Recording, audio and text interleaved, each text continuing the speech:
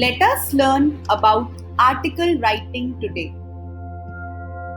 What is an article? An article is a piece of writing usually intended for publication in a newspaper or a magazine or a journal. It is written for a large audience, so it should be written in an intriguing or interesting manner so as to hold the reader's attention.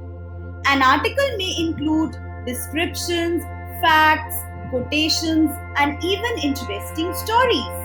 It should give opinions, thoughts, facts, and share ideas of the writer. An article mostly contains the opinions and thoughts of the writer, backed by facts and evidence. It can describe events, occurrences, persons, places, experiences, etc. An article is a non-fictional piece of writing. That means that it is based upon true facts, proofs, and evidences.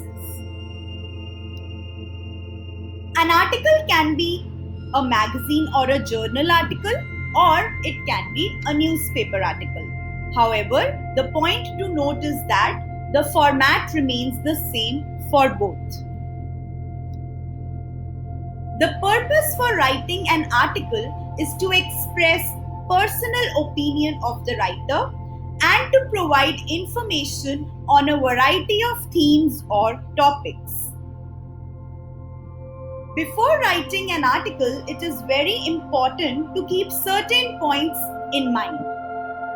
You have to make sure where the article is going to appear: a newspaper, a magazine, or a journal.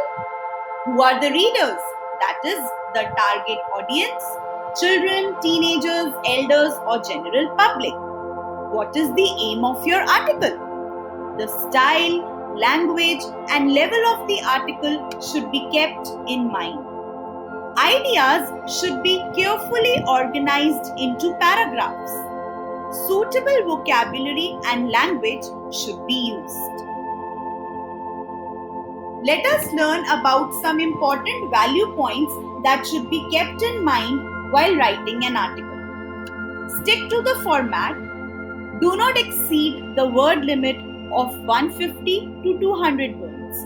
Now, word limit depends upon the question and also as per the class or grade of a child. From 120 to 250 words, the word limit of an article can range from. It depends upon the class or grade. Never put your article in a box. Write heading and byline. Byline refers to the name of the writer. Divide your article into suitable paragraphs, and you must always leave a line between different paragraphs. An introduction which clearly defines the topic. It can include a slogan, a question, an amazing fact, a figure, or a statement. The main body can have 2 or more paragraphs. Causes, effects, and present state of affairs can be included in the main body. The conclusion, which should summarize and conclude the topic. It should include solutions, call of action, warning as required as per question. Let us look at the format for writing an article. The first thing in middle alignment should be the heading. Followed by the heading should be the byline. As I told you before, byline is the writer of the article, the name of the writer. No need to leave a line between heading and byline. After writing the byline, you can straightaway begin your article. You can divide your article into 3 to 4 paragraphs. The first paragraph can be the introduction. The second paragraph can be the main body of your article. The second paragraph can also be divided into 2 separate paragraphs. And then the third or the fourth paragraph, depending upon whether you are writing 3 or 4 paragraphs, the last one should be the concluding paragraph. The format of an article is very simple. So heading followed by byline, and then your article divided into 3 or 4 paragraphs as per the question. No need to draw a box, and make sure you leave a line after every paragraph. Here is an example of the same. You can see there is title in this article. The title is followed by byline, which is the writer's name. And this particular article has been divided into 3 paragraphs. The first is the introductory paragraph where we actually tell about the topic. The second is, or the middle paragraph, is the body of the article wherein you put all the important details as per the question. And the third paragraph, as you can see, is the concluding paragraph. Here you will conclude by maybe giving a suggestion, a warning, call for action, whatever is required as per the question. Let us look at a sample article.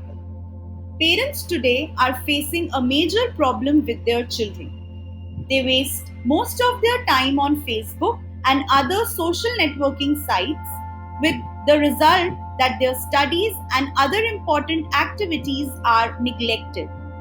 Write an article on this issue taking ideas from the hints given below. So let us go through the hints now. Teenagers waste time. Parents fear of the dangers involved. Pros include fast spread of information, source of news, solves crimes, helps students with academic work, improves relationships. Cons include spread of false information, students waste time, leads to stress, misunderstandings and arguments, children develop self-centered personalities, leads to loneliness and depression. Now let us look at how we are going to write an article for this particular question. We begin with the title, Pros and Cons of Social Networking Sites. Pros are the advantages and cons are the disadvantages, followed by the byline, by Gunpreet Kaur, the name of the writer for this article. Then, as you can see, we have divided our article into different paragraphs. Let's begin reading the introduction. Social networking has taken today's youth by storm.